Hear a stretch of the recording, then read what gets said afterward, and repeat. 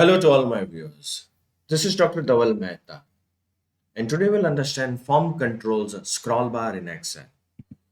So for this, we will go in Excel dataset.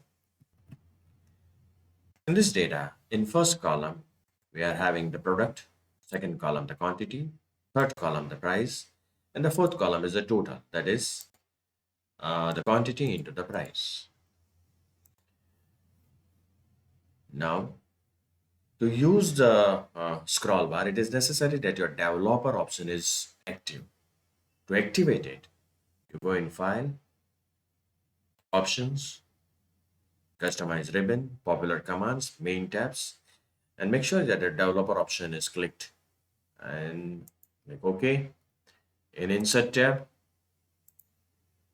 there is a scroll bar. Right click on it, format the control. Now link the cell, that is a quantity, B2, with the scroll bar. Click OK. Done. Now see how it works. When I'll scroll this bar, quantity 4 and the total, quantity 7 and the total, quantity 9 and the total. Still I can format this bar, right click on it, format the control, and the incremental change should be 10. Click OK. And it should start from the value 0, click OK. Now see how it works. When you press here, the increments will be in 10, 20, 30, 40. And when you press here,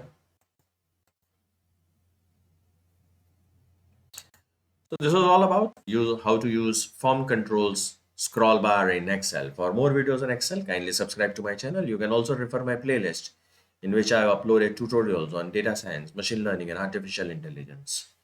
Please don't forget to like and share my videos. You can also follow me on different social medias. Link given in the description box.